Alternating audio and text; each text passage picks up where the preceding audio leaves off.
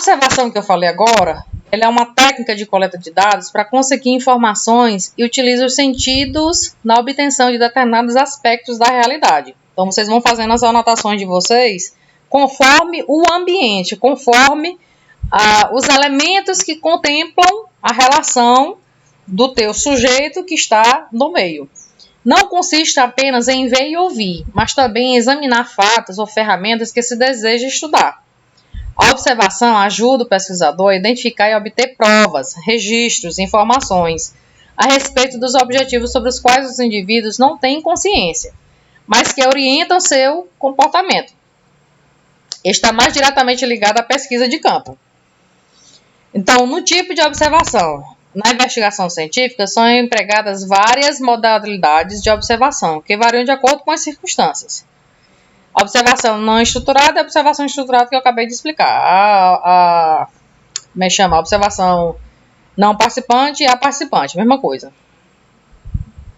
A participante consiste na observação real do pesquisador com a comunidade ou com o grupo. Em geral, são apontadas as duas formas: natural, artificial e a não participante. Dá mais uma. A natural, o observador, pertence à mesma comunidade ou a um grupo que investiga. Então, ele vivencia aquela situação.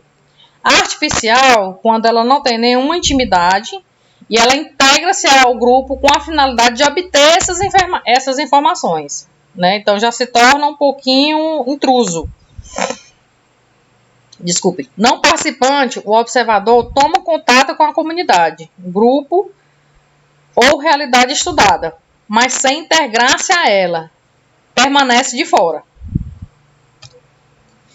Segundo o número de observadores, a individual é a técnica da observação realizada por um pesquisador.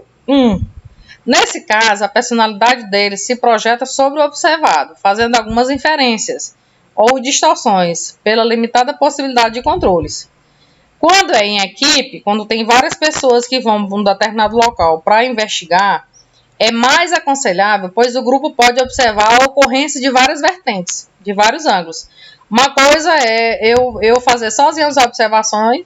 Quando eu fui lá no campo, eu tinha o motorista, eu tinha a pessoa que me ajudava a fazer os registros, e eu tinha uma outra pessoa para me ajudar Porque assim, quando a gente vai a campo, vocês sabem que a gente fica todo paramentado, né?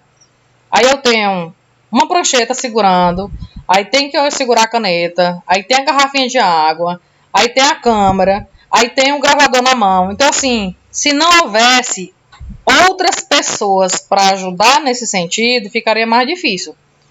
Então, eu fazia um registro de uma forma, a pessoa fazia um outro registro de outra forma, e depois no final eu fazia a análise de tudo isso e verificava qual é a melhor possibilidade. Na entrevista, os tipos podem ser estruturado, não estruturado ou forma de painel. A estruturada é aquela em que o entrevistador segue um roteiro. Então, assim, eu não posso fazer uma entrevista sem dizer para a pessoa o que é que eu vou entrevistar. Ele quer saber sobre o quê? Então, é interessante, é fundamental que vocês façam esse roteiro, entreguem previamente para as pessoas que vocês irão fazer aquela entrevista. Certo? Para a pessoa, na hora, saber o que é que vai falar. A não estruturada, o entrevistado tem liberdade para desenvolver cada situação em qualquer direção em que considere adequada. Ou seja, ela vai para qualquer caminho. O painel consiste na repetição de perguntas, de tempo em tempo, às mesmas pessoas, a fim de estudar a evolução de opiniões em períodos curtos. Então, ela vai fazendo essa repetição relacionada com aqueles tipos de perguntas. Medidas exigidas para a preparação da entrevista. Então, como é que eu faço esse planejamento? Eu tenho que ter o conhecimento prévio do entrevistado, que eu acabei de falar, você tem que agendar, você tem que ligar para confirmar, você tem que verificar as condições se estão favoráveis ou não, verificar esses líderes, conhecimento prévio do local, a preparação específica. O que foi que aconteceu comigo? Eu vou falar com experiência própria. Quando eu fui para campo, eu fui para a comunidade chamada Comunidade Lagoa dos Cajus e Lagoa do Mocó.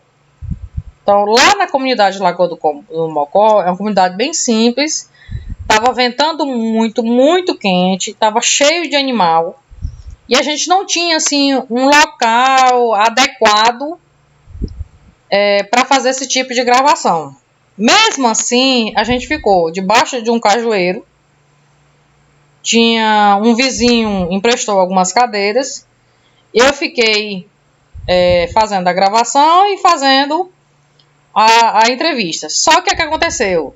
Passava porco, passava ônibus, ventava, então todas essas variáveis interferiam na minha gravação. Mas assim, a gente percebe os riscos que podem acontecer, porque ele só tinha disponibilidade naquele local.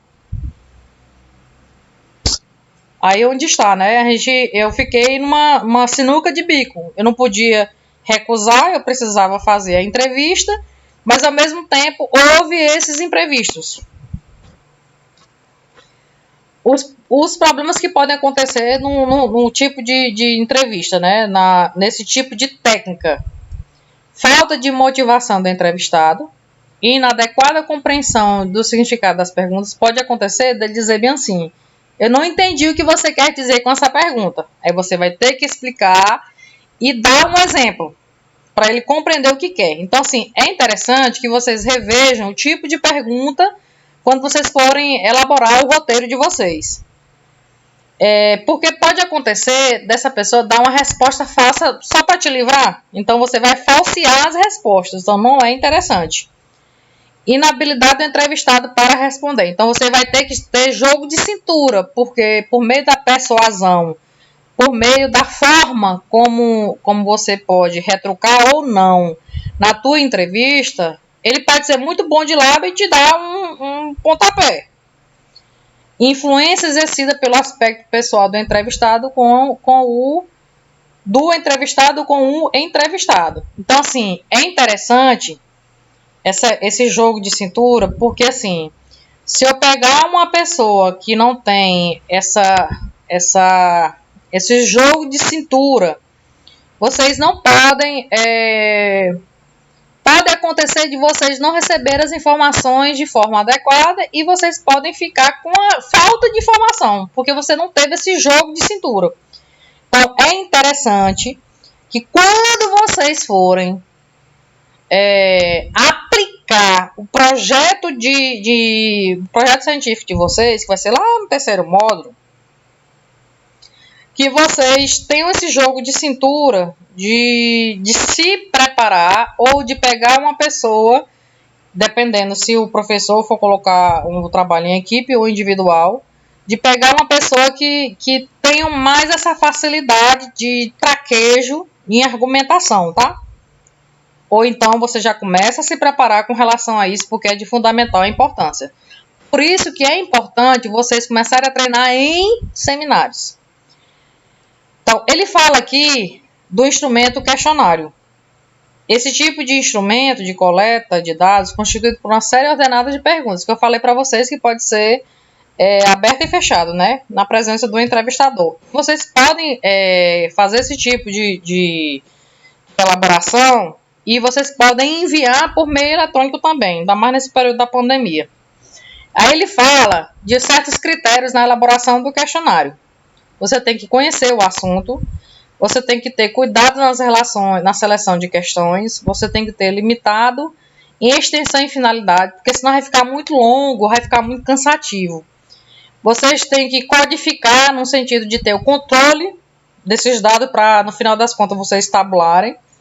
Indicar para quem é que vocês vão relacionar essas questões, para onde vocês vão enviar, qual é essa instituição. Vocês vão ter que acompanhar, dar esse subsídio, essa recíproca para essas pessoas, né? Porque se elas tiverem algumas dúvidas, tem para onde ir, né? Para ser orientada. E tem que ter uma construção estética de maneira limpa, né? Que seja viável. Nesse tipo de elaboração de questionário aberto, elas permitem ao informante responder livremente, usando a linguagem própria e emite opiniões. Alguns inconvenientes: dificulta a resposta ao próprio informante, que deverá redigi-la. Então é ruim para mim, para o pesquisador, o processo de tabulação, né, porque fica difícil nesse sentido, e esse tratamento estatístico de interpretação. A análise é difícil, complexa, cansativa e é demorada. Ele está dando os pós e os contra. O que é a favor, o que não é a favor de cada tipo de instrumento e as suas técnicas relacionadas com esse tipo de instrumento. Eu falei do aberto, que é complexo, porque fica cansativo, que fica monótono, porque aberto está escrito, né? No questionário fechado, é mais simples. O informante escolhe as respostas, as opções. Esse tipo de pergunta restringe a liberdade de resposta. Então, é por isso que é interessante saber qual o tipo de teu objeto de estudo, para eu saber qual é o teu instrumento e qual a técnica que vai ser utilizada para obter as respostas. Facilita o trabalho do pesquisador e também na parte da estatística, né, da parte de tabulação.